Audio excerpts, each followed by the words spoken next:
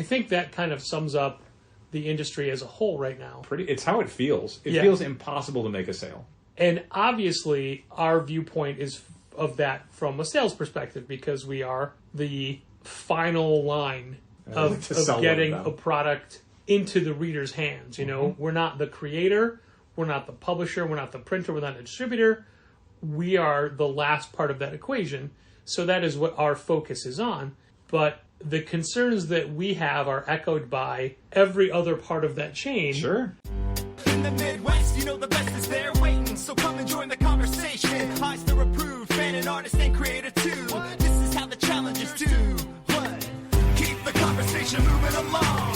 Keep reading comics, keep your local store strong. It gets hard, then it's a job for the challengers. Comics and conversation, y'all. From Challengers Comics and Conversation in Chicago, this is Contest of Challengers, the lowest of all entertainment. A comics industry business podcast with the scummiest of the scum, the lowest of the low, the stinkiest of the stinky. Patrick Brower. Brower the Sour, they call him. And W. Dal Bush. It's so bad. It's such a hideous name, Dal. I think you may be thinking the same thing I'm thinking now every time I hit the start button. What's that? Is this the last one? Oh, I wouldn't say I'm always going to be thinking it. All I know is we came back early 2 weeks ago, and then knowing we'd still take a week off, those weeks off are just really helpful. I'm glad. Like, from a mental standpoint, not from a podcasting standpoint, of course. Sure, of course. And this is a order weekend, because I have to get all the orders in for... what month is this? October? So technically December? Yeah, December. Ordering the rest of the product for the rest of the year. And it's just looking ahead like, oh, one night this week has to be podcast. And then 2 of them have to be ordering. Right. Should be 3, but I suddenly have plans for the third one. So, sure. And then it's like, I hate, like, I would much prefer to order like I do from home. Right. I just don't like having to do it on my time. Of course. But fair. the thing that we've learned for the last 15 years is there's no such thing as non-store time. That is correct. There is no such thing as a complete day off. And with the way technology is now, people can order things 24 hours a day, or send in questions or requests or concerns 24 hours a day. Reachable all the time. Yeah. And sometimes, if it is like 2 a.m. and I'm up and an email question comes in, I like to answer it right away, just to show that we're always there. Okay. But I would imagine, obviously, the people that email at that point don't expect a reply that quickly. No one should. But also, if you leave it, then you might forget, or if you don't mark that email as unread, I'll miss it. Yeah. I have way too many unread emails. A lot of them are PDFs from publishers or creators. I feel neglectful because there's several PDFs that Holly has sent me from Humanoids, and books that I requested even that I haven't gotten to. Yeah. And Darcy Van Polgeest sent his next book, Lotus Land #1. Oh, right, specifically, and I haven't even thanked him for it yet because I haven't read it. Well, hopefully he's listening to this podcast. I don't like saying, "Hey, thank you for this. I'll read it later." Right. I want to respond as I've read it. Of course. There was a creator who sent an email about a book that they had done, and I got the email right away, but the attachment wasn't there. So I emailed back and said, "Hey, there's no attachment." And then they said, "Oh, sorry," and sent the attachment immediately. And then it took me 3 weeks to read the book. No. And then I never got back to them. That's a shame. And the book comes out next week. Well, we can say nice things about it on social media then. I did enjoy the book. It's called Drive Like Hell. Yeah, it comes out Wednesday the 25th. One of the things I think that I've learned as someone who does ordering is that there are no more sacred cows. There is no creator or publisher or property that we're going to order regardless. Yeah, I suppose. There used to be, back in a different regime, we'd order everything Oni did. Sure. I do not do that anymore. Yeah, there's literally no publisher that we order everything of, and that includes Marvel and DC. I mean, some of that is also just a matter of like what's selling and what isn't. Like this week, the new issue of Once Upon a Time at the End of the World, the Jason Aaron 12-issue Boom series is coming out. Yeah, we are subscription only on that book. It's Stop selling off the shelf. Yeah. Somebody asked about another book that had come out, I think this past week or something. Oh, they were asking about Earth Divers. I had to say, we don't carry Earth Divers for the shelf anymore because we had 2 issues in a row where we sold 0 off the rack. I'm not ordering a third. Yeah, you can't take a chance that somebody's going to come in on... And I know that they just extended or they're going to a new arc, but if it hasn't grown in that point, and you know the rule, nobody picks up a trade and then says, oh, I want to catch up on single issues. Yeah, and I mean, just single issue sales in general, we sell things off of the rack, as in, like, not new this week stuff, but just in general, the comics wall, on an almost daily basis. But that stuff, relative to what we sell new this week and what we sell to subscribers, is a tiny, tiny, tiny percentage, and it is not constant. Like, even a book like Batman, if we sell... Literally, at this point, if we sell 5 copies of the A cover off the shelf, that is moving upward. Everything is just subscriptions. Everything is a very small amount of actual rack sales, and that sucks. Using Batman as the example, Batman is one of our highest subscribed to books. Yeah, and this gets to one of the reasons why I would love it if publishers would go back to doing returnability for issue 1. The only thing we're reliably selling off the shelf are like the first 3 issues of a series. And even then, by issue 3 for some stuff, not reliably selling off the shelf. People will sample a lot of stuff. New books, absolutely. And then they either sign up for a subscription or they stop reading it. Like, that's it. Those are the 2 options. So almost everything, beyond a very small amount of casual shoppers that might be in from out of town, or someone just buying a couple comics because they look cool and they're not a regular reader, or some kid who wants a couple things. Like, there's very few people that I see in the store that are regular off-the-rack buyers only. Like, I could probably count on one hand the number of people I see on a Wednesday who reliably come in every Wednesday and are not subscribers. There was somebody in yesterday who bought 3 or 4 previous issues of Miles Morales, and I thought, this is amazing. Sure. Because it just doesn't happen. Yeah, you rarely get that where someone is just buying a string of issues. Or, like, even if we happen to have most of the issues of a miniseries, you're not seeing people coming in and saying, like, oh, I didn't know there were 5 issues of this out. Let me get all 5 of them. At that point, they're like, I'll just get the trade.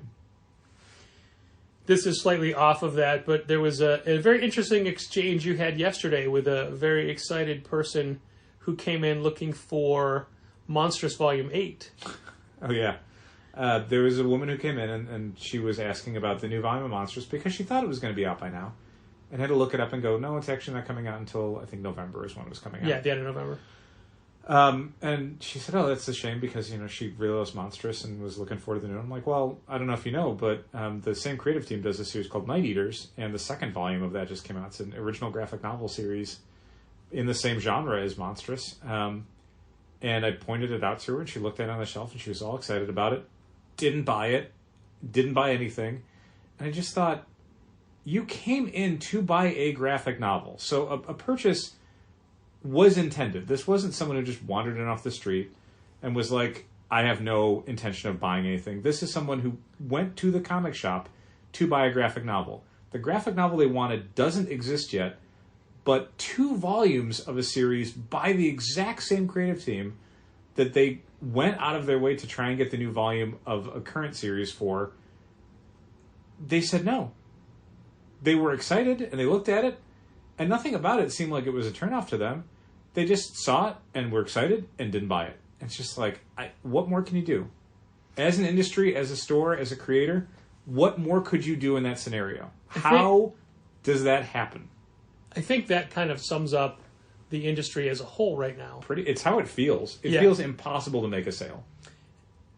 And obviously, our viewpoint is of that from a sales perspective because we are the final line Yeah, and because we have 6 copies of Night Eaters Volume 2. Of getting a product into the reader's hands. You know, we're not the creator, we're not the publisher, we're not the printer, we're not the distributor. We are the last part of that equation. So that is what our focus is on. But the concerns that we have are echoed by every other part of that chain that we just talked about. And more, it's easy to equate the problems that we have in our industry with other industries like streaming services. Sure. There's too many. There's too many choices. Prices keep going up. Yep. And engagement is down. Yeah. I was reading an article today that Best Buy is going to be getting out of the DVD and Blu-ray business, both online and in store. Target's reducing their footprint for DVDs and Blu-rays with an eye towards probably getting rid of them at some point. This is an entire format that basically has shed like $19 billion in the last however many years because of streaming, because no one buys content anymore. They just stream it. That's it. Yeah. And that's something that 20 years ago was like a huge part of all of these stores and a huge part of Amazon and Netflix's entire core business. And now it's like, nope, basically doesn't exist. I mean, it's not that surprising when you can look back at the rise of beta tapes and then VHS tapes, all the different file formats that have come in. Just the idea of like physical media becomes a thing that it would be like if you couldn't get even records anymore. Like, things supplant other things, video cassettes become DVDs, become Blu-rays, become UHD Blu-rays, and then it evaporates. It's just gone. For a very long time, comics have survived through all of that. Yeah, and I don't think comics as a medium is going anywhere. Comics as an industry is in a very weird place right now, where it... No, it's just the readers that are going places. Kind of. Like, that's the weirdest thing, is just... we've talked about it ad nauseum. The ways that Wednesdays have 25% less people coming in, and it's like, some of that are subscribers that are not coming in as often, and that sucks. And why don't they want to come in as often? And why don't they want to pick up their books? And why don't they want to read the series that they used to be, anxious to grab? But then the other part is like, what about the casual customers? Like, why aren't they coming in? What graphic novel isn't coming out anymore? Why aren't they engaged with the medium? Why don't they want to try out new series? Why, when you go to a comic shop to buy stuff by Sana Takeda and Marjorie Liu, do you look at the new Marjorie Liu and Sana Takeda book and go, no thanks? Like, how is an industry supposed to deal with that? Like, what is the solution for that? Why is there such a reluctance from people to buy comic books right now? I don't have an answer to that. I don't either. I'm buying as many as I have. Yeah, probably same here. I bought, back in the early days, George and I were buying everything. Mm-hmm. And it was a huge financial burden on George. But we still did it because it was possible. Now, you can't buy everything, nor should you. No. But I think a perfect way to illustrate how sales are specifically... Actually, not yet. It's sales. I'll use sales as the umbrella term for Challenger specifically. Mm-hmm. And the large number of subscribers we just had a bounce in the last couple weeks. Take a title like Al Capone, what is it, Vampire or something? Vampire Hunter, I think. Was he a hunter or was he a vampire himself? Maybe it's both. I don't know. Something about Al Capone being a vampire from American mythology. Not a book we would order for the shelf. No. Surprising both of us, we had 6 pre-orders over 2 covers for that book. Which, on the surface, is amazing. Yeah, we don't have 6 for American mythology for anything. There's a lot of publishers that don't get 6 pre-orders across 2 covers. But 4 copies of those were one person. 2 A's, 2 B's. Yeah, we had a subscriber who would get 2 copies of every cover. Again, shockingly, shocking no one, they were delinquent and had a giant pile of stuff. Yeah. A lot of stuff they were down for, like, all the covers or 2 of each. They were a customer who had found us, who was coming in. So it wasn't just the usual, like, somebody signed up for an account online, we never saw them, we can't get a hold of them, everything goes back out. This was somebody who was coming in, buying stuff, special ordering and pre-ordering stuff, coming in for it. But basically, as soon as their subscription started, because it usually takes about 3 to 4 weeks for when you subscribe to stuff to when it starts actually arriving in the store.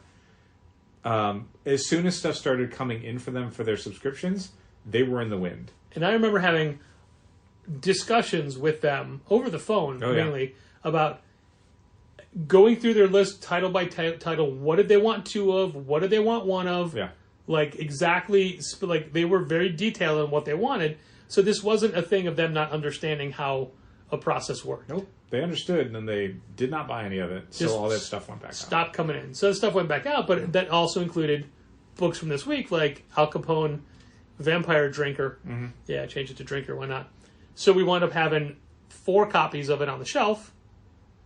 Yeah, 2 A's and 2 B's. And then we sold all 4 of them on a Wednesday. Yeah, within like 2 hours. And then you were lamenting that, oh no, we don't have number 2 for these people. Yeah, because we would not have FOC'd issue 2 of this thing, I don't think. Right, but I pointed out that they probably wouldn't buy them anyway. You know why? Because they're not a number 1. Yeah. I mean, maybe we'll have somebody add it, at which point the subscription will probably start with issue 3 or 4. I mean, and it's not to say we can't go back and try to get those for that person, right. But... And I needed to do that for somebody recently who had come into the store and said, hey, sign me up for this Dynamite series. And it's like, well, I know we didn't get copies for the shelf for the next one, so let me go back and get those. Yeah, and it's surprising to me how often by a number 4 of a 4-issue series, we just don't have it for the shelf. And part of me is like, is anybody ever going to notice or wonder? And if anybody ever, like, people that would have bought it off the shelf is what I mean, not subscribers, obviously. But no one ever asks. Yeah, again, it's frustrating in a way that so much of the volume that we do off the shelf is all issue 1s, a little bit of issue 2s, and that's about it. Afterwards, it's very token copies, minimal amounts. And no one wants to hear that. No store wants to be just subscription fulfillment, because that sucks. That's not why you opened a store. If you wanted to just be subscription fulfillment, you would have opened a warehouse, not a store. And we opened a store, and we'd love to be selling comics to people. And it is the old person part of my brain that keeps looking at it and going like, why don't we have a huge stack of the new issue of X-Men or whatever on the shelf? It's like, because 90% of our sales are subscription-based for that book. So we should not have a huge stack. We would never sell them. No. But I'm still in that, the part of my brain that remembers the 90s and 2000s where it's like, you would have, tons and tons of sales off the shelf the day it comes out, the week it comes out, the month it comes out. And now it's like, we've had this slow decline from tracking, 3 and 4 weeks of sales for books to now tracking like maybe 1 week. And then I almost basically like having by issue 5 or 6, maybe club only, maybe 2 or 3 for the shelf, whatever. Obviously, it's different if it's like a big event miniseries or whatever. The number of people buying it, the number of people that you could maybe sell to off the shelf rises. But in general, I mean, it so much does not. That's really also, doesn't. Like, specifically those big event books blow my mind by how they drop off at the end as well. Oh my God. It's like, who doesn't want issue 6 of 6? Yeah. When who doesn't you bought up through 4? 4 of 4 for Ultimate Invasion. Like, you bought 75% of the series. You don't want the final issue that explains what's going on. And I guarantee you, we did not up our numbers over issue 3 for number 4. You don't. You never do that. Who just said, nope, 75% is enough. But again, that's what happens. It happens all the time. It happens from 1 to 2 and 2 to 3 and 3 to 4 and so on. Like, there's always a drop, and it's just this weird thing of you as a store have to drop along with it. You can't just keep buying copies to the shelf, hoping that in 3 or 4 months someone randomly wanders in and goes, oh yeah, I wanted to read that. Although the caveat to that is that we're having this problem specifically with stuff that Patrick is recommending for AWA, where he will continue to sell issue 1, and then we will suddenly find ourselves not able to get 2 and 3, because by the time people actually come in and grab their stuff and he sells them issue 1, we could be 2 months into the series. We could be 3 months. By the time they take it home and read it and then tell us, oh yeah, no, I do want The Madness, Rumpus Room, whatever, Ribbon Queen, then it's like, okay, cool. Ribbon Queen's an 8-issue series, and we can't get issue 3. Like, we just can't. It's out of print. Like, none of our distributors have it. Yeah. And so now, what we're probably going to have to do for some of that stuff is just, fingers crossed, just order a bunch of 2s and 3s, hoping that people get around to reading issue 1 by the time we're ordering issue 4, so we can actually keep ordering copies and know that they're going to have it. Like, I know that certain companies are returnable. I think AWA maybe is through Lunar. I can't remember. I think they are. I think AWA just does a higher discount for the first issue. I want to say they're returnable. I think they are. Okay. I'll have to check on FOC this week, but I think they are. So AWA was the one that makes it easier to do it as opposed to an Image title where it's like, I can't. It's not returnable. I can't get stuck with this. We cannot order a ton of extra copies of issue 3 of a 5-issue miniseries just in case people key into it, because the alternative is those are all going on the back issues and they're never going to sell. Nope. We have issues of 8 Billion Genies in our $1.99 back issues now. Because eventually, again, you reach a point where everyone who could conceivably be buying it in your store is buying it. There's no extra people. I mean, they were on the website. No one was buying them. Yeah. People found them other places. Sure. 8 Billion Genies is a weird one, though, because that one especially was one that the first couple issues really hit, and no one was expecting it, and the Amazon deal got announced, and it was huge. But then by issue 4, it's like everyone can FOC whatever they want. Whatever covers you might want, pre-order as many as you want from wherever you want, and they'll get filled. So by that point, like, rack sales dried up because everyone was, again, just pre-ordering. That's where the market goes for single issues. Eventually, they all just become pre-orders, or no one's buying them. Yeah, there's times every few years where I look at our single issues on the shelf and I go, why are we doing this part of the business? Graphic novels, I get it. People come in all the time and they take recommendations, they browse around, or they, like, when I'm doing graphic novel reorders on Wednesdays, I will almost every week see something where I'm like, I can't believe someone found that book and bought it off the shelf. Like something that's just been sitting around for a year or two or longer. And you say, thank Kirby as you zero out the restock number. And we absolutely do not restock pull it out of stocky so it doesn't tell you when you were out. But that's not something that happens with the comics off the shelf. It's the alternative. Every single week, as I'm making spaces for all the new titles that need spots, I'm taking away old books that are finished and realizing every stack I take off is like, this is just garbage. Like, again, you can put it in the back issues. They ain't going to sell. We do not do a lot of volume in back issues every single week. Nope. No, we do not. Yeah, I mean, I'll be honest with you. Like, the average amount of back issues we sell in a week, like, raw number of books, 2 or 3 dozen. And I'm taking more than that off of the shelf every single week. We only have a finite amount of boxes now. They can't go. I know, and there's definitely been times where we have gone through the back issue boxes and literally thrown stuff away or donated it, I think, probably to like a local literacy organization. But there's a point where you're just like, I can't even get $1.99 for this. Like, I can't. No one's going to find it. No one cares about 3 random issues of a miniseries that came out 5 years ago that no one remembers and probably isn't even in print as a graphic novel. Yeah, so I mean, the comic aspect of it, I would never stop carrying comics, but it gets real easy every single week as we get deeper into certain ongoing series and miniseries to just say, no, none for the shelf. There's 2 different things I want to bring up. One is an idea you're probably still working on in your head, where you want to reduce the single issue comic book wall space by half. I don't think we're ever going to do that. There'd be too much stuff we would have to just outright cut, and I don't know if that works for me. But the dream isn't dead. You like thinking about it. I don't regularly think about it. Honest to God, there's too much stuff going on in the store every single day that I have not considered that project in a long time. And then 2, specifically yesterday and the day before, as you were going through and doing some markdown stuff, specifically in the horror section, you pulled a bunch of books out and said, what even is this book? Oh, yeah. And there was a handful of books that neither you nor I even remembered what they were, who don't recognize the creators. Slumber from Image was the one where I'm like, this was a book? Like, it came out from Image, a major publisher. Did we have 2 copies of that one? I can't remember. But one of us had to order it, probably me. Literally no idea what it was. I'm sure we carried it for the shelf, probably, like as a single issue comic. It was from Image. We wouldn't skip that. Yeah. And I don't mean this to be cruel to the creators, but this is just... there was a thing that we got, and I can't remember the name of the creators. Oh, it was I'll name them. I don't mean to name and shame, but this is relevant. Michael Conrad was the writer, and the artist I can't remember the name of. It was like Tremor Mode, I think, was the graphic novel. It was in our horror section. I'm like, I don't know what this is. We've never sold a copy. Nobody, like, it was, I guess, maybe like an online thing that got collected by Dark Horse. No one ever bought it. And then later in the pile, there was another book by the same creators. And the big thing was like, from the hit creators of the graphic novel Tremor Mode. And I'm like, the hit graphic novel that we carried and did not sell off the shelf. And now I have to discount. And it's like, that's the market where there's so much stuff where you're just like, what is this?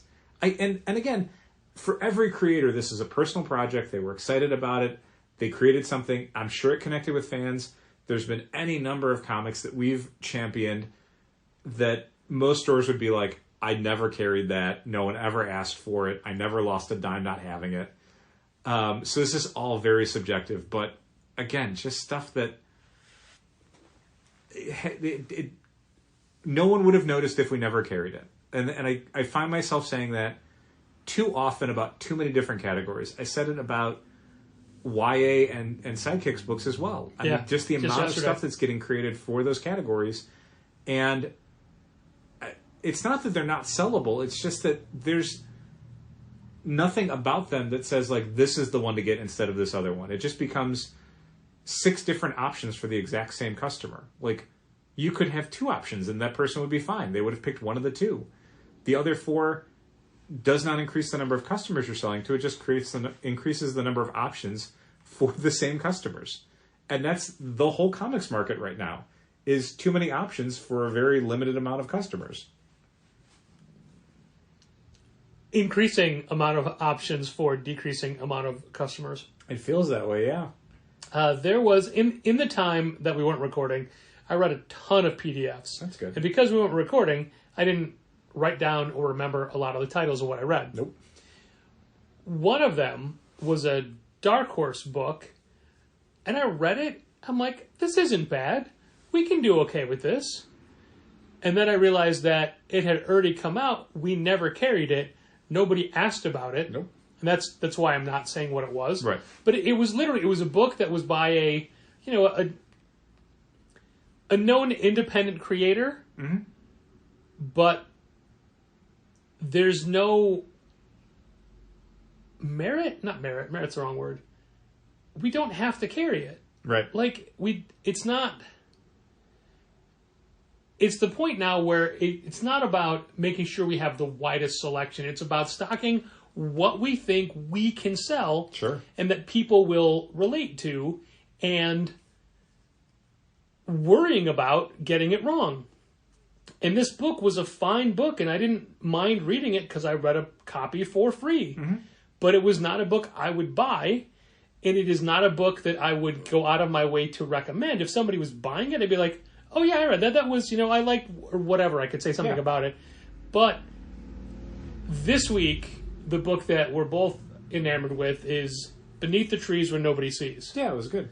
And that is a book that we will hopefully hand sell moving forward. Yeah, I mean, this is the weird thing about a lot of these books is that, again, issue 1s are relatively easy to sell in the direct market now, at least for our customers. People are seemingly always looking for something new to read, even if they're not looking for something to regularly read. So yeah, we do our little videos and we have a little display at the front counter and we pitch stuff and people say what else is good, and we point to a shelf of number 1 issues, and that stuff goes.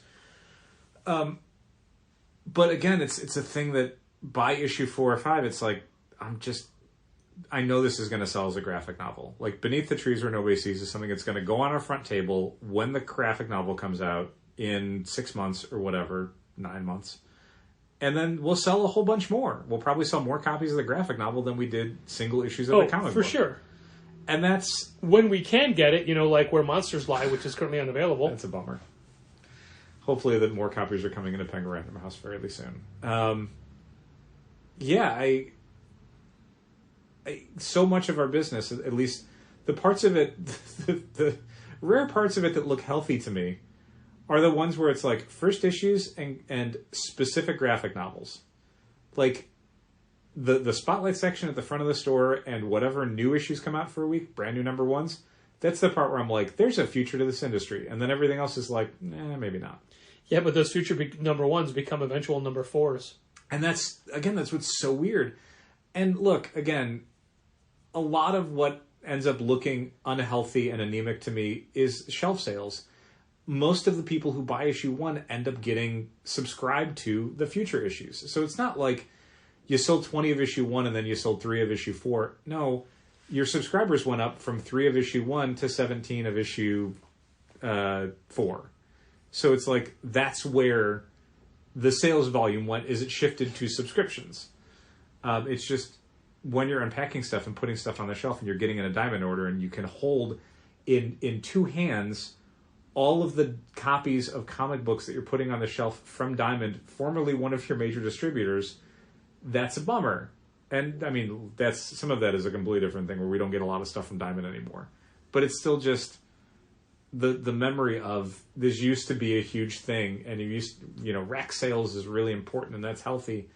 And now it's just like, it's just not where the market is. It's just not. Maybe it was 2 years ago when a lot of people were speculating and all those people cycled out of the market. I don't know, man.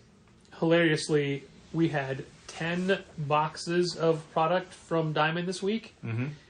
Yet, as you just said, you could have fit all of the single issue, new release comics, rack comics copies in one hand. Yeah. Just other stuff. Yep. I mean, that's mostly what we get from Diamond now because we can't and don't get that from Lunar and Penguin Random House. It still kind of amazes me that our weekly Diamond bill is more than our weekly Lunar bill. And Lunar is DC and Image and AWA and others. Ahoy and Uncivilized Books and Scout and Vault and... Yeah, but you just named a lot of other all stuff. The publishers we don't carry. Special orders. Yeah, that's fair. I mean, I do the Diamond FOCs now, and Diamond FOCs are almost exclusively like making sure special orders are covered. That's it. Yeah. Boom, I usually have to look at, but again, Boom is very much a victim of order a bunch of issue 1 and then you're club only by issue 3.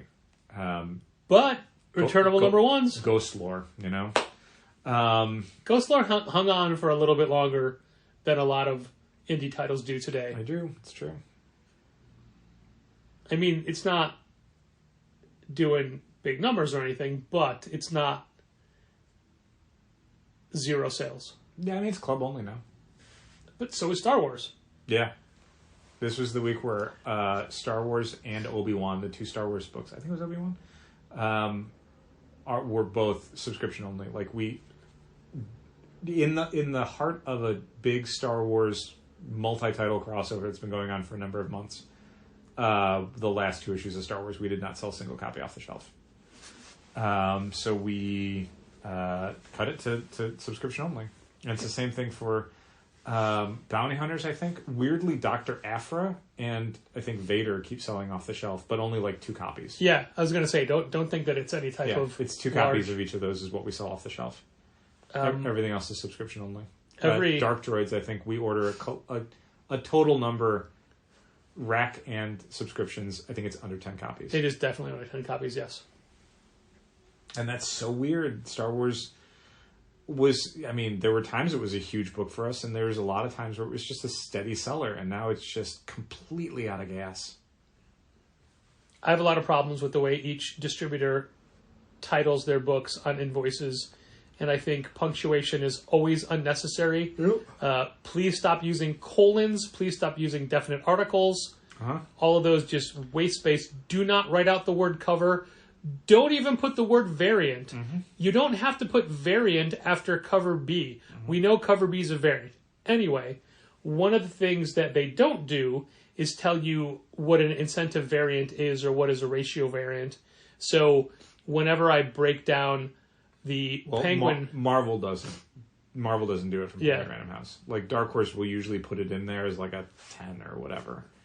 And like, IDW will do it, I think. But Marvel doesn't. So once I break down the spreadsheet, I have to go look up through Penguin what is a special order for somebody versus what is a incentive cover. There's so many Marvel titles, like anything Star Wars, I never need to look up because we don't get incentives for those because we don't qualify for any of those. We did for Star Wars High Republic for a little bit because that had the most Yeah. amount of subscribers. So that pushed us between all the covers, special order wise, and a few rack sales. It pushed us over the $25 threshold or 25 copy threshold. Spider-Boy #1 comes out in 2 weeks. Yep. We're getting 9 different covers. A lot of special orders. Only 3 are for the shelf. Yeah. That's the same way for a lot of those books. I mean, DC's the same way, where there's a bunch of titles where we weren't stocking the trick-or-treat variants for the shelf. We weren't stocking the Christmas card ones for the shelf. We weren't stocking the Hispanic Heritage Month ones for the shelf. We weren't stocking the Gabriel Delotto or Mike Deodato Artist Spotlight variants for the shelf. Like, all of that stuff, again, you're welcome to order those if you're a subscriber. More power to you. For the record, we will continue to not cover those things, to order those types of variants. There's almost no artist I can think of. I mean, look, I love Guru Hero, but if it was Guru Hero month at Marvel, I don't know that I would be like, yep, the person who buys Carnage is definitely going to want the Guru Hero variant. Or in 2 weeks, it's all Knight's End variants. Yeah, oh my god, which none the of end those. of Moon Knight ones. That's the thing that we've long complained about, which is the, like, no one knows that the Disney variant for Amazing Spider-Man is for Amazing Spider-Man because none of it looks like it's supposed to be. You know, it's Mickey as Captain Marvel. So why in the world would you want a Moon Knight cover for Ms. Marvel? Like, how would that work? Why would you... For what audience is that for? Other than, in theory, like, the world's biggest Moon Knight fans who are probably, like... I don't want to say over the moon, that's obvious. But very excited about it. I was going to say champing at the moon. I don't think that's a thing. But the... all those incentive or the open order variants where they're themed ones like that, I never for the shelf. I think we originally we had maybe done a few of those because we thought the theme was really cool. Like, obviously, like the Alex Ross covers is kind of a different thing. But even those, unless he's doing villains. I mean, a lot of those ended up in the back issues. Yep. No one wants that lizard cover. Nope. And it also screws us on rack sales because we order it thinking like, okay, well, this is still a Deadpool comic, but it's like the Deadpool audience is never going to look at that lizard cover and go, or Venom is going to look at the lizard cover and go, oh, this is a Venom comic book. So you don't get that rack sale. You maybe would get it if someone specifically requests that issue and you walk them over and go, no, this is, you'd have to look at the back to see the title and the issue number. But most people are just going to walk right by it and they're just going to say, no, I wasn't looking for anything, thanks. And then you're never going to make that sale. I read a preview of a book that neither of us were excited about the existence of, and it's a book I know we ordered very low on, or I assume we did because it's one that you would have done the ordering for, and it's a property we didn't even know why they were putting out a new title, except that it's a character that'll eventually be in a Marvel movie. It was White Widow #1.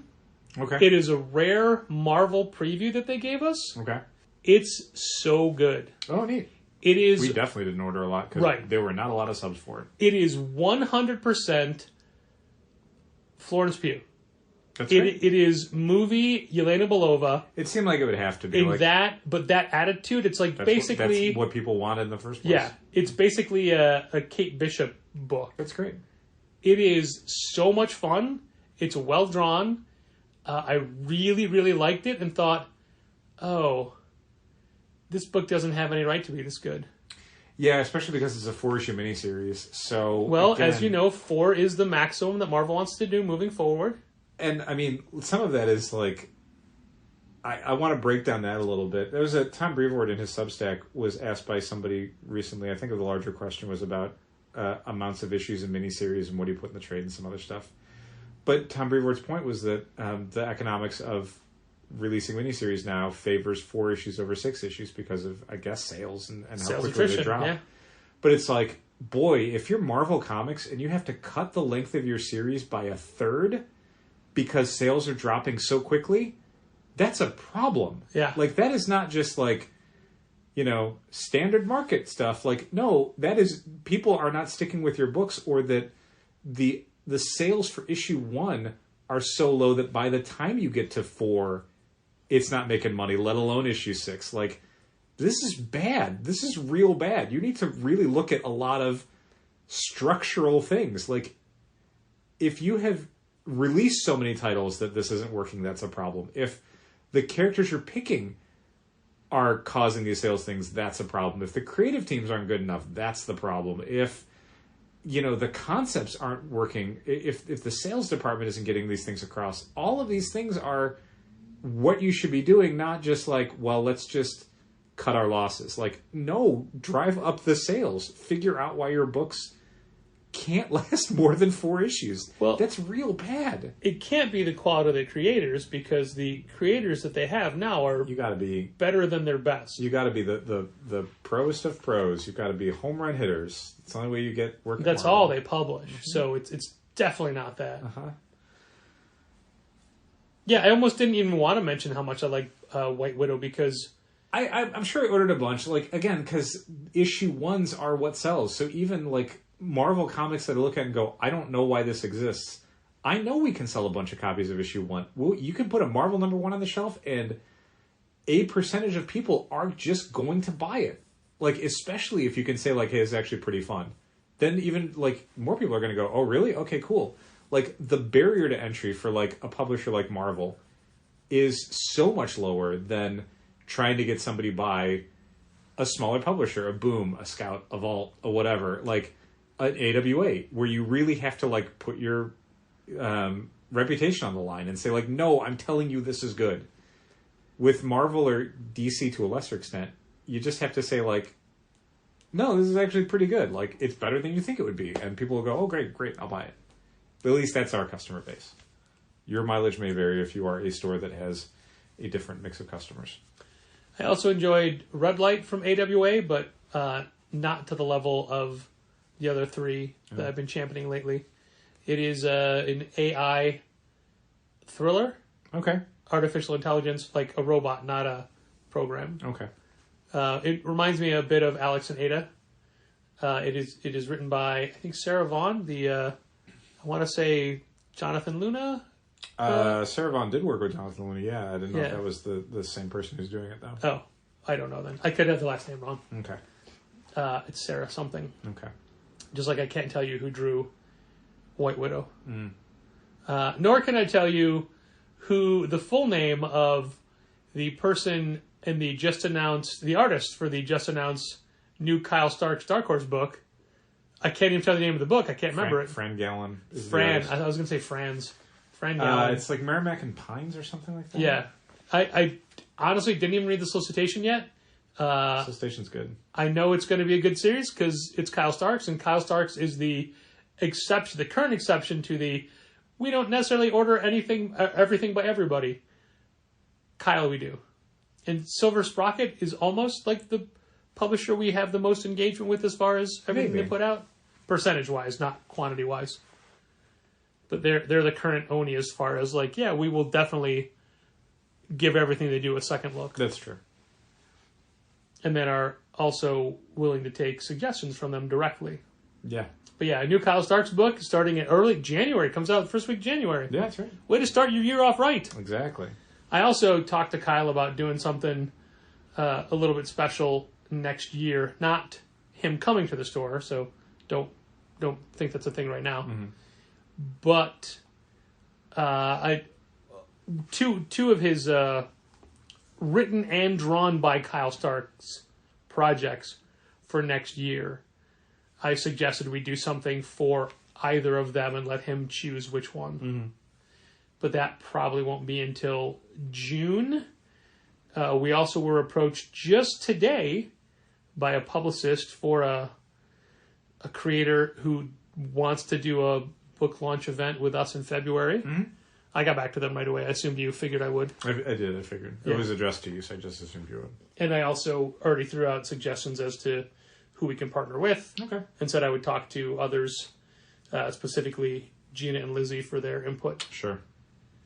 But that's a fun email to get. Yeah, absolutely. So every once in a while, when there's just the gray skies of the current marketplace hovering over, and we look into the store and think, like, this is not wholly the visual aesthetic that we wanted it to be, but just don't have, like, there's too many factors working against it as far as where do you stack all of next week's product.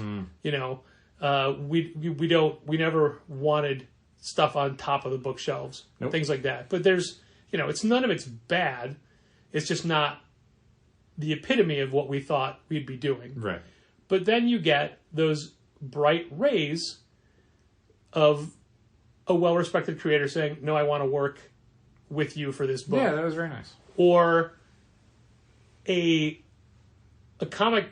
former comic retailer who moves to the city and comes to your shop and loves it. Yeah, that's pretty cool. Somebody who worked in a store in California, and then heard they had to check out our shop, and then immediately said, like, yeah, I found my new local shop. That was very nice.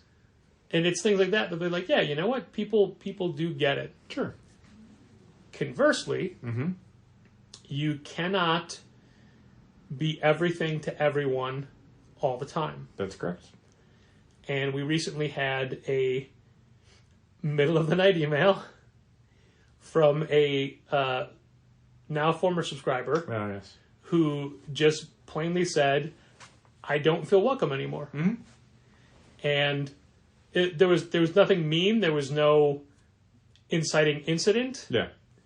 Just hey, I don't think this is a store for me anymore. And what can you do in that situation other than say, hey, we respect your decision. Thank you for shopping with us. If you're not having a good time, don't shop there. Yeah. I don't blame anyone for that. And it was, again, not a specific thing, just it's been feeling this way for the last year or so. Sure. And one of the things is you want to engage people as much as you can.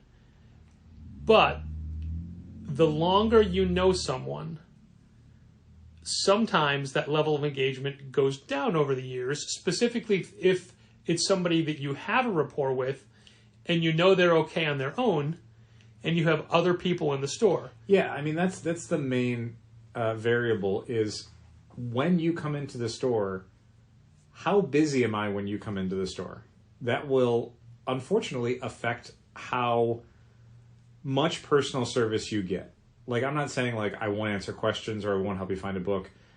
Like, what this person is kind of referring to when they said that the store wasn't working for them anymore was the chit-chat aspect, the hangout stuff. That's going to, you know, if it's a day that I'm by myself or I have a lot of stuff to do or both, I can't just spend 15 minutes, like, talking about baseball games or what's going on in AEW or what video games I'm playing or whatever. Like, I would love to be able to do that, but, you know, if what you need help with is not critical to you making a purchase, I have other stuff I've got to work on. That could be packing up people's orders. That could be getting books ready for the new week. They could be doing FOCs. Yeah, like all of the stuff that I'm doing is things that need to be done for literally every other customer, so I have to get that done. Just because you don't see somebody else in the store necessarily doesn't mean we're not busy. Right. So, I mean, that stuff may be kind of invisible, and it may feel like, well, you know, Dal's not making time for me, or you know, Patrick used to chat with me, and now he doesn't. It's still a store. Like, I love that for some people it never felt like it was a store, that it felt like just a place you would hang out, and your comic friends were there, and that's great, and I love that. But the reality of it is a store, and there's times where I have to limit how much I just chat with folks because stuff needs to get done. And some of the stuff that needs to get done cannot wait. It can't be stuff that I take home with me or I do in the middle of the night or I do remotely. Some of it has to be done on the sales floor, and some of it has to be done on the sales floor right then. So there's deadlines. There's things that need to be done at certain times. Like, and I don't want to get into a thing as to whether or not it's fair or unfair that somebody has that expectation that I would drop everything and hang out with them. But yeah, if you feel, if that's what you need, if that's what you feel like you were getting and you're not getting it anymore and that's a deal breaker for you, I understand. And I'm sorry to see you go. I've always said that the people that we have the strongest, friendliest rapport with are the people that we will then sacrifice that with more for somebody new, somebody who needs more hands-on guidance. I could say like, oh no, this person that's been shopping with us from the beginning, they're okay on their own. They don't need us to hold their hand as they walk around the store. Somebody else may. Yeah. And this person who emailed, they were it was specifically a Saturday was the last day they were in, but the email came a couple days later. Mm-hmm. And I specifically remember there was like 3 or 4 different things I had to do just for them during that transaction. Things that they had taken off their list, but not in time. So issues had still got pulled for them and they needed that explained. And then they asked if they could skip buying them. And even though they shouldn't be able to, I let them do it. Mm-hmm. And then books that they thought they'd added, but they'd added too late, so they missed certain issues, so I had to track those down. And I did that as well. I put in the orders for those. Mm-hmm. So there was still interaction. And this was a particularly busy point of the day. You know how weekends are, feast or famine. Right. And this was feast. Yeah. So there was a lot happening. So there was still a lot of engagement, but it was also with an eye to who else needs help? And I may have stopped once or twice to help somebody else because like the things that I was doing for them didn't have to be finished that exact second. Right. Like I can place these orders for them later, just so long as I remember it or write it down. Yeah. And it's a matter of how much, like you got your customer service, but you didn't get it with a bow. Yeah, you didn't get the full, I don't know, comic shop girlfriend experience. Yeah, I guess. And we both know that I could easily be a dick to a lot of people in the store. Yes. And we also both know that I know when I'm doing it. Mm-hmm. That was not a time. Right. Yeah, I mean, and again... That was not I'm going to throw the phone angrily into the trash to make a statement kind of a thing. Again, like, the whole scenario... I don't do that as much anymore. It's true. I just do it in my head. It's personal growth. And then I push people at a Kim Petras concert. Yep, and block them from stairwells. The email... It still makes me happy thinking about it. The email, maybe I'm giving it too much credit. I mean, maybe there's stuff that was underlying that they didn't want to bring up in the email that, put this all in motion. But the way the email read to me was a very, I used to come in and you weren't as busy and now we don't have time for each other sort of thing. And it's like, I get that is decreasing your enjoyment for coming into the store, and that's, for us, that's a negative. Like, we don't want that. But there's a point where it's just, I can't give you what you need in this relationship, is kind of where I'm at. Like, I don't want to get into whether or not what you want is too much of an ask from me, but the reality is, this is what I can give you, and if that's not enough, then I understand.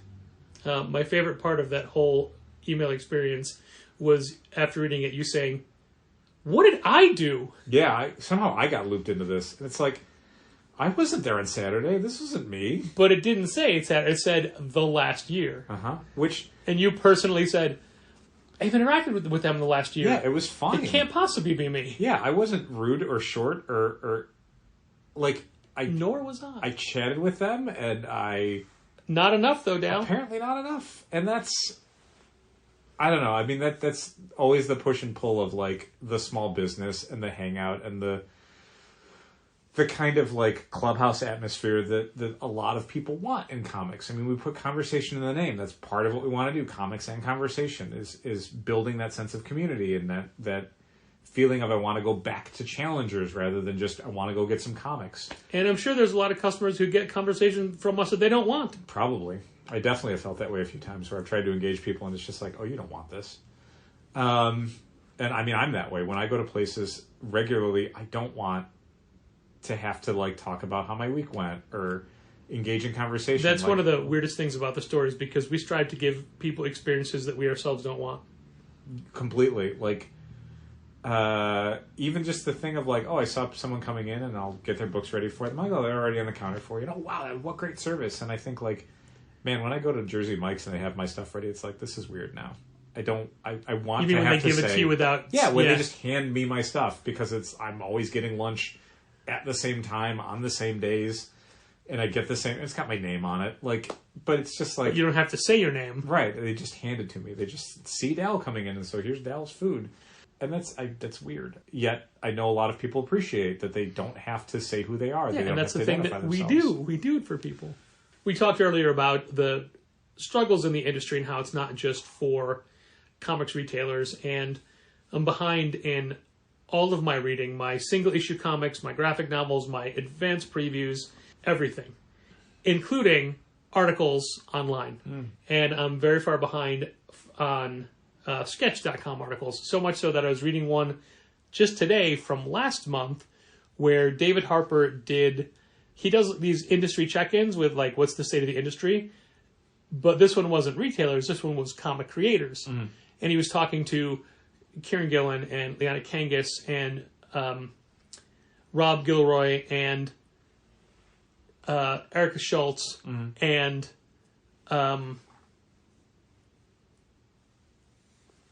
other people. I literally cannot remember her first name out of nowhere. Jeff.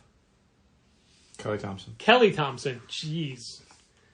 Just the name Kelly just shut out of my mind. Yeah. And other people. And for the most part, they're all saying the same things we're saying. No creator wants to say there's too many books out because they want to do their own books as well. Yeah, because whose books don't get put out then? Right. But they're finding it a lot harder to do what they want to do.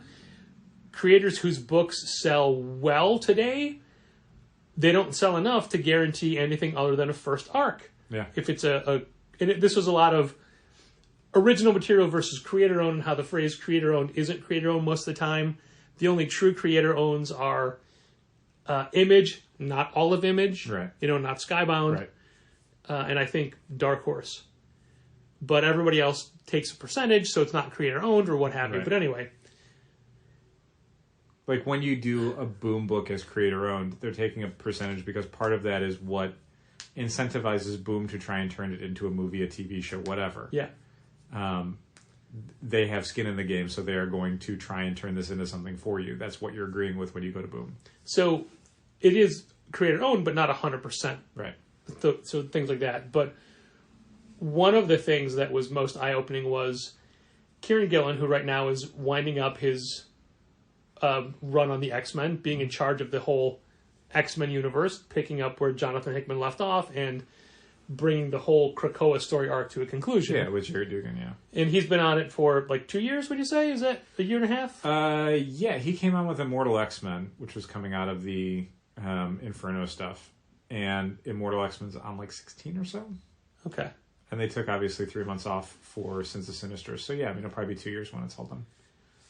And his plan was to do that, run this whole part of the Marvel Universe, and then as soon as that's over, go back to creator-owned books with 4 books with his own universe kind of thing, like 4 books that are part of the same world but not necessarily connected right away. Mm-hmm. But he had this whole idea of doing a whole big splash.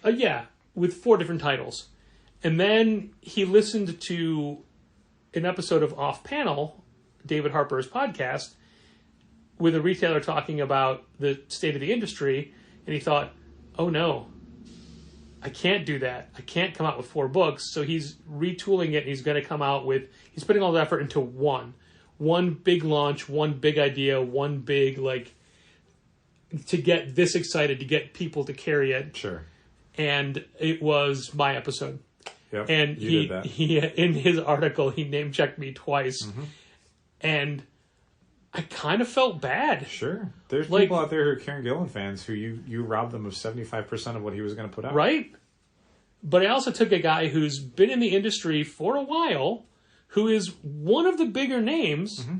who had a different viewpoint of comic book publishing, and based off of the way we run our business and the what we're seeing, made him rethink what he's doing. Well, I mean, just talking about I just feel so powerful. That concept. Like I can do anything, and I can change anyone's mind. Can crush anyone's spirit.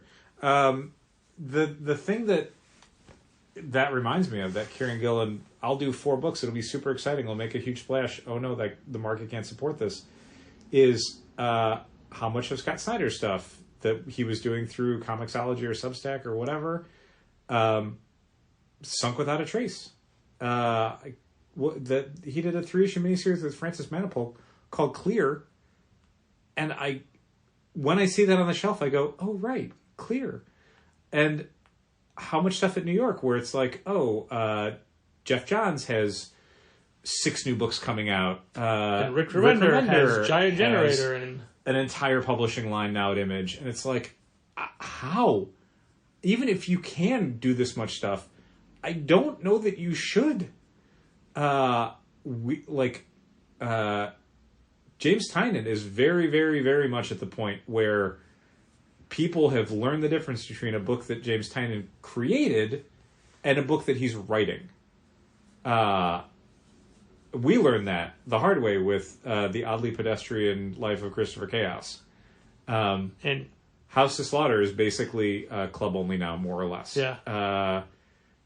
But we expect good things out of the closet. And there was a point... not the closet, the Deviant. Yeah. There was a point where House of Slaughter was selling, and I say it that way on purpose. I know. I just telling the listener. Oh, okay. So they don't think I'm that dumb. Dumb, just not that dumb. Laughter. Was out selling Something's Killing the Children for us. Not anymore. But now it's down to like half of what it was. Nope. Yeah. Numbers are half. Yeah, and again, Christopher Cass was one where I, stupidly, you knew better, I did not, ordered it like, oh, it's a new James Tynion book. We just had the closet, and that was amazing, and that's so great. We totally underordered this hot new book from Dark Horse, and then it came in, and everyone could almost smell on it that, like, no, James Tynion did not write this. Another person wrote it, and I do not need to buy it. And, oh boy, a lot of copies of issue 1 left. A lot. Yeah, we had somebody come in, and they picked up 1 and 3, like, do you have 2? We've got to have 2. No, we have no 2s. Did you want to buy a second copy of number 1 and add them together? Uh-huh. They did not. So speaking of James Tynion, Dracula is out this week. Universal Monsters Dracula number 1. Dracula. Written by James Tynion, art by Martin Simmons from Department of Truth. Mm-hmm. I read the preview, and not being well versed in the Universal Monsters Dracula movie, I assumed it was an adaptation. Okay. It's not. It's a completely reimagining. Oh, okay. In fact, it was Kyle Starks who set me straight. I thought it was very good. Okay. I think it is like all the classic things you know about Dracula, but just updated, but not, because it's not as if it's done today or anything like that. Oh, okay. And also the art's real good. I enjoyed it. It was, honestly, I don't care about Dracula. Nope. And I liked it. Okay. I also read the Deviant number 1. Yeah. And Deviant is a 10-part Christmas-themed serial killer story. Okay. It is very much about sexual identity. Yeah. In a small town. Yeah. Yeah. And it is Christmas, and it's creepy, but it isn't the out-of-the-gate, oh my god, everything is happening like World Tree is. Right. It is... Did you read it? No. Okay, I'm sorry. I wasn't... Because you were agreeing with me. I thought maybe you were saying... I know about it. I don't think it's one I'm going to check out. It's a lot like Mindhunter. Okay. That was the name of that Netflix show, right? It was, yeah. With the king from Hamilton, Jonathan Goff. Okay. It's the exploration of, interview with a death row serial killer. Mm-hmm. Or are they? Mm-hmm. Dun, dun, dun. Dun, dun, dun. And we'll get 2 issues out before Christmas. That's great. And then the trade will hopefully be out by next Christmas. Nice. So it's also, it's very moody, atmospheric, and it feels a lot like art as if it were done by Marcos Martin, but not. Okay. Troy Hickson? Mm-hmm. I don't want to say Troy Nixie. No, I think that's right. Troy Hickson. Yeah. So those are 2 James Tynion books that James Tynion is writing. Yes. That Yeah, like and Closet was great, but it's 3 issues. Right. Deviant is 10. Yeah. So it's a solid story. Yeah. And World Tree is, I don't know if you don't read World Tree anymore. Nope. But they went to a real weird place. Okay. The future. Yeah, I didn't care for the pacing. Wasn't that into it? Yeah, it's fine. So the overall point was if we could maybe the wrong word, vet 80% of the things on the shelf. Can you imagine if every book on the shelf was a thing that we loved to the regard of Peacemaker or Where Monsters Lie? It could be like there's. Well, we don't know when we order. That's the problem. Well, I mean, but there's things that we're excited about. Yeah. Like obviously, again, you're talking about preview PDFs that you read of stuff that we haven't even ordered yet. So there's nothing stopping us from curating that heavily, from just saying like... Most of the PDFs are stuff we have ordered is the problem. No, but like Image and other publishers will give us PDFs before we FOC Yeah, okay, stuff. like Deviant we didn't, that's Yeah. fine. White Widow, it's like they just gave it to us? Yeah. It's too late. Yeah, so I mean stuff like that will happen where it's too late to do anything about it. But I mean in general, yeah, there's nothing stopping us from just saying like, I am not excited about this book. We're just going to do club only. I'm not going to stock it with the shelf. We wouldn't do that because we always hope that a book's going to find an audience. And I never want a store to just be only things that I'm personally enjoying. Like, there's a lot of high-selling books that we wouldn't stock because I don't personally care about it. But yeah, I mean, should we be curating more? Yeah, probably. It's the standard, like, complaining there's too many variant covers. Well, don't order them. Like, no one's making you. And yet we will always complain that there's too many variant covers. I don't look at it as complaining as just us vocalizing what we see. Sure. It's like now on most social media platforms, there is a field where you can describe the image that you've posted for people that interact with the systems without the benefit of eyesight. Okay. So they can still be told what is happening. Descriptive text. Yeah, this is the descriptive text of comic book retail. Okay. Except, literally, this format, it's oral. Yeah, people who... That's AURAL, Yeah. hearing-wise. Yeah. I mean, oral because we're talking, but oral because... oral. Oral sessions. Just the sessions now. Mm-hmm. They got rid of the oral part. There was a thing on last week's Collision, I think, where it's the acclaimed and Daddy Ass and the remarkable Renee Paquette, which Excalibur had a version of that for RJ City, the regrettable RJ City. But it's the acclaimed and Daddy Ass and Renee Paquette, and Max Caster cannot make progress with MJF, who he really wants to be in a 4-person tag team with. And so the suggestion is like, look, you're overthinking it. Just be simple with it. Just say something complimentary. Just like make conversation. Look, try it out now. Who was giving that advice? Anthony Bowens and Okay. Daddy Ass, I think. And so Max Caster goes, hey, Renee, how are those oral sessions? And then Renee's like, oh, come on, Max. And then they all get mad at him because he screwed up now. Nice. Yes. I did see a clip where Nyla Rose is dressed as Danhausen and runs into City Man. Okay. RJ City. Oh, okay. Sure. So she's doing her Danhausen bench. She's like, it's Sure. City Man. Yeah. And yeah, it was, she's just trying her best Danhausen. Wrestling, that's the thing I haven't watched in over a week. It's true. So far I haven't, not only am I behind by multiple rampages and collisions and even a Dynamite, I'm not catching up. Nope. Just moving forward. Yep. Always moving forward, like we have with this podcast. Thanks for listening. And keep reading comics. This has been Contest of Challengers. Thanks for listening. Keep reading comics.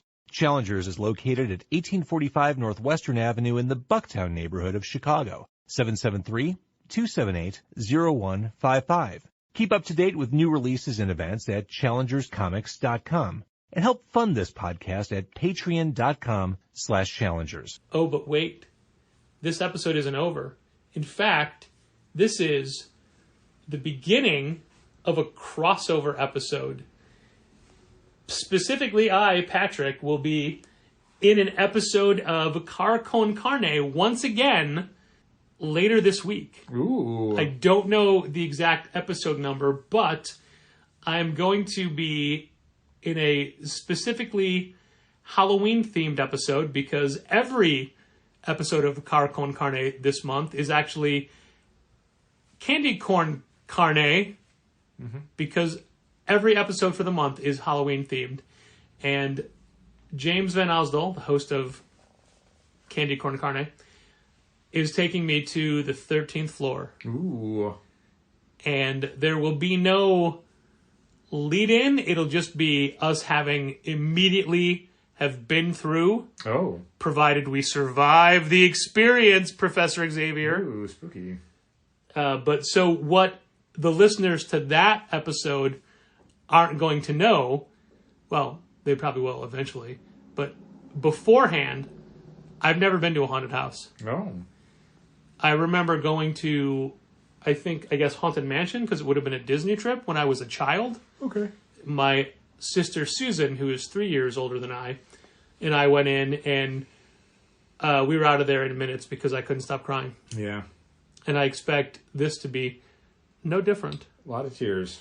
James is well-versed in horror, whether it be movies, live events, I don't know, personal life, who knows. Who knows? But my extent in horror is comics. So this could go very, very badly. Yeah. I guess we will have to listen and find out. And I imagine if the timing is right, that episode will be up right around the time this one is out. And if not, within a day or so. Because James is immediate. You record, it's up like later that day. Does not like to edit. So it's even possible that episode is up before this one goes out. Wow. Not for patrons, of course. But No. So anyway, this episode of Contest of Challengers will continue for half of us in Car Con Carne. Candy Corn Carne. Or maybe it's Candy Corn Con Carne. I don't remember. And that may be the last thing I ever remember. Because I'll die of fright at the I get it on the now. 13th floor. Okay. I don't understand how we can go to the 13th floor. Most places don't have a 13th floor. Maybe that's like it's not a haunted house. It's like a mental exercise. It's like that little room in that little floor of Big John Malkovich. Yeah, like exactly. Yeah. We'll find out. Anyway, if not, it was great talking to everyone. And Dal, good luck with the podcast next week. Thanks. Bye.